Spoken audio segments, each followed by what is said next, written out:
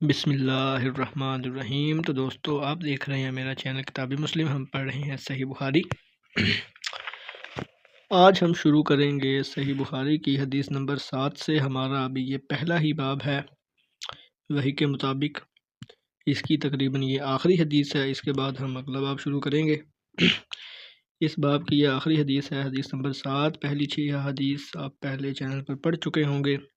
جو لوگ چینل پر نیو ہیں وہ جا کر پڑھ سکتے ہیں۔ تو 7ویں حدیث ہم شروع کرتے ہیں۔ بسم اللہ الرحمن الرحیم۔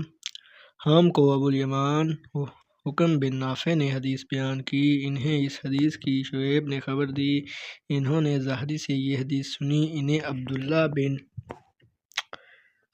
بن عتبہ بن مسعود نے خبر دی کہ عبداللہ بن عباس سے ابو سفیان بن حرب نے یہ واقعہ بیان کیا کہ ہرقل شاہ روم نے ان کے پاس قریش کے قافلے میں ایک آدمی کو بلانے کو بھیجا، اور اس وقت یہ لوگ تجارت کے لیے ملک شام گئے ہوئے تھے، اور یہ وہ زمانہ تھا جب رسول اللہ صلی اللہ علیہ وآلہ وسلم نے قریش اور ابو سفیان سے ایک وقتی عہد کیا ہوا تھا۔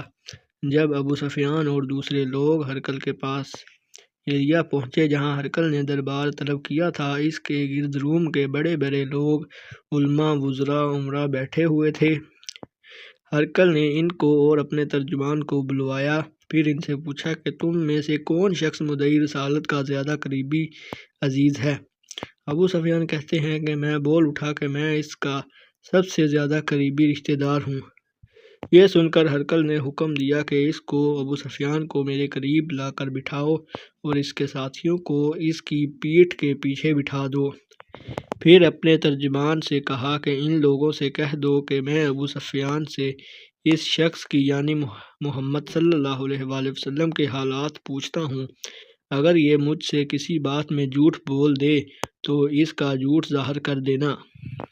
ابو سفیان کا قول ہے کہ خدا کی قسم، اگر مجھے یہ غیرت نہ آتی کہ یہ لوگ مجھ کو جھٹلائیں گے تو میں آپ صلی اللہ علیہ وآلہ وسلم کی نسبت ضرور غلط کوئی سے کام لیتا۔ خیر، پہلی بات جو ہرقل نے مجھ سے پوچھی وہ یہ کہ اس شخص کا خاندان تم لوگوں میں کیسا ہے؟ میں نے کہا وہ تو بڑے اونچی عالی نسب والے ہیں۔ کہنے لگے اس سے پہلے بھی کسی نے تم لوگوں سے ایسی بات کہی تھی؟ میں نے کہا نہیں۔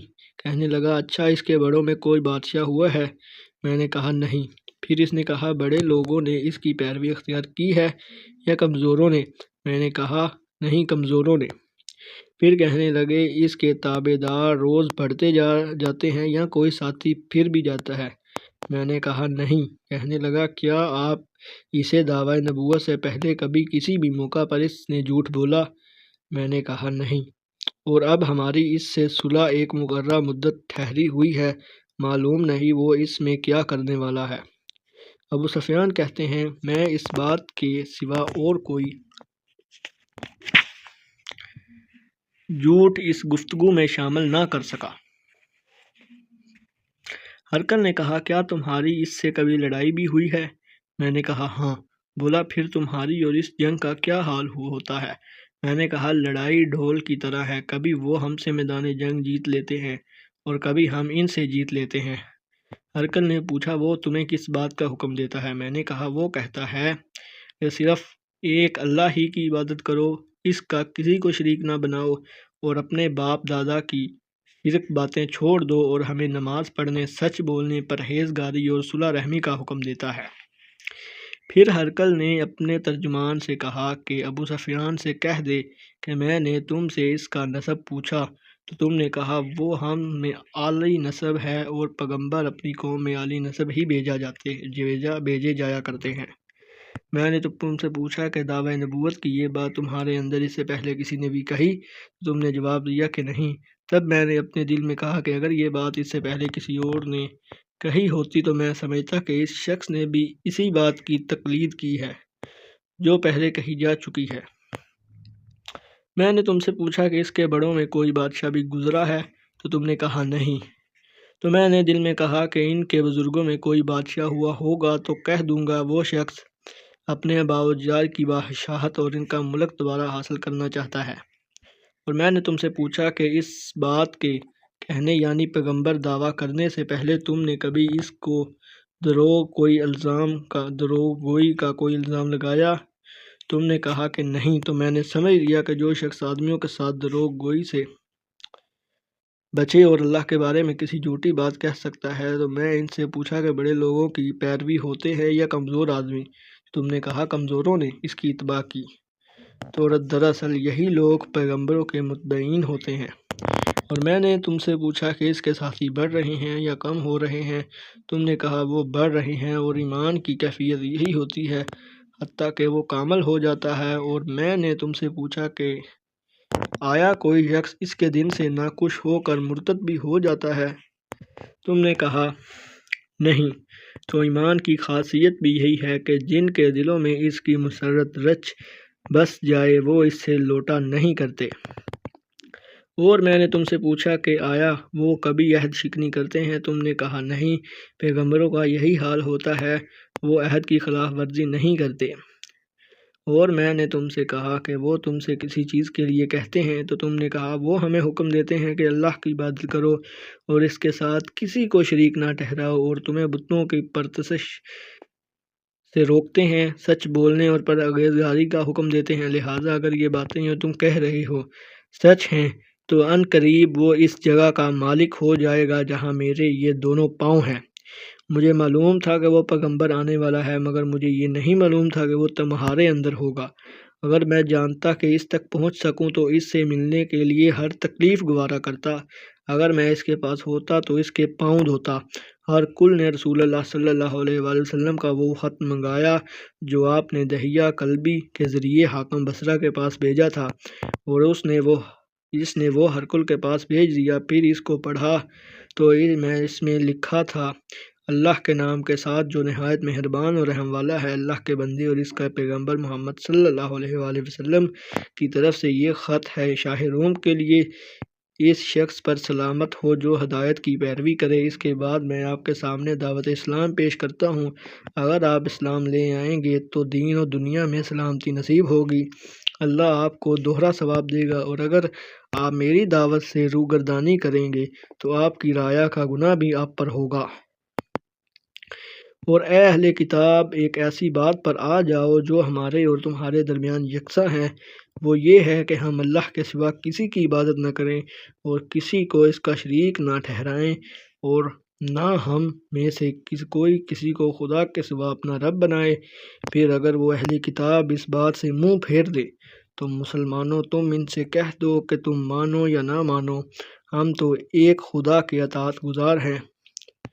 ابو سفیان کہتے ہیں جب ہرقل نے کچھ کہنا تھا کہہ دیا اور خط پڑھ کر فارغ ہوا تو اس کے ارد گرد بہت شور و غوغا ہوا، بہت سی آوازیں اٹھی اور ہمیں باہر نکال دیا گیا۔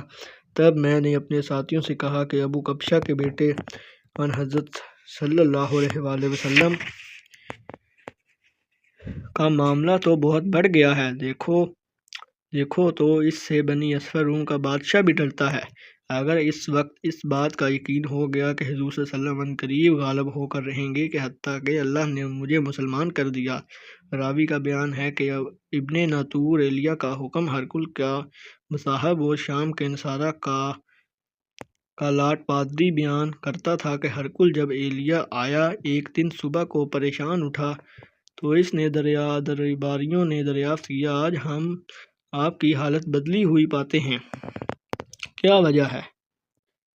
ابن ناطور کا بیان ہے کہ ہرقل نجومی تھا، علم نجوم میں وہ پوری مہارت رکھتا تھا۔ اس نے اپنے ہم نشینوں کو بتایا کہ میں نے آج رات ستاروں پر نظر ڈالی تو دیکھا کہ ختنہ کرنے والوں کا بادشاہ ہمارے ملک پر غالب آ گیا ہے۔ بھلا اس زمانے میں کون لوگ ختنہ کرتے تھے؟ انہوں نے کہا کہ یہود کے سوا کوئی ختنہ نہیں کرتا، سو ان کی وجہ سے پریشان نہ ہو۔ سلطنت کے قیام شہروں میں یہ حکم لکھ بھیجیے کہ وہاں جتنے یہودی ہوں سب قتل کر دیے جائیں۔ وہ لوگ ان باتوں پر مشغول تھے کہ ہرقل کے پاس ایک آدمی لایا جسے شاہ غسان نے بھیجا۔ اس نے رسول اللہ صلی اللہ علیہ وآلہ وسلم کے حالات بیان کیے۔ جب ہرقل نے سارے حالات سن لیے تو کہا، جا کر دیکھو وہ ختنہ کیے ہوئے ہے یا نہیں۔ انہوں نے اسے دیکھا تو بتلایا کہ وہ ختنہ کیا ہوا ہے۔ ہرقل نے جب اس شخص سے عرب کے بارے میں پوچھا تو اس نے بتلایا کہ وہ ختنہ کرتے ہیں۔ تب ہرقل نے کہا، یہ ہی محمد صلی اللہ علیہ وآلہ وسلم اس امت کے بادشاہ ہیں جو پیدا ہو چکے ہیں۔ پھر اس نے اپنے ایک دوست کو رومیہ خط لکھا اور وہ بھی علم نجوم میں ہرقل کی طرح ماہر تھا۔ پھر وہاں سے ہرقل حمص چلا گیا۔ ابھی حمص سے نکلا نہیں کہ اس کے دوست کا خط اس کے جواب میں آ گیا۔ اس کی رائے بھی محمد صلی اللہ علیہ وآلہ وسلم کے ظہور کے بارے میں ہرقل کے موافق تھی کہ محمد صلی اللہ علیہ وآلہ وسلم واقعی پیغمبر ہیں۔ اس کے بعد ہرقل نے روم کے بڑے آدمیوں کو اپنے حمص کے مطلب محل میں طلب کیا۔ اس کے حکم سے محل کے دروازے بند کر دیے گئے۔ پھر وہ اپنے خاص محل سے باہر آیا اور کہا، اے روم والو، کیا ہدایت اور کامیابی میں کچھ حصہ تمہارے لیے بھی ہے؟ اگر تم اپنے سلطنت کی بقا چاہتے ہو تو پھر اس نبی صلی اللہ علیہ وآلہ وسلم کی بیعت کر لو اور مسلمان ہو جاؤ۔ یہ سننا تھا کہ پھر وہ لوگ وحشی گدھوں کی طرح دروازوں کی طرف دوڑے مگر انہیں بند پایا۔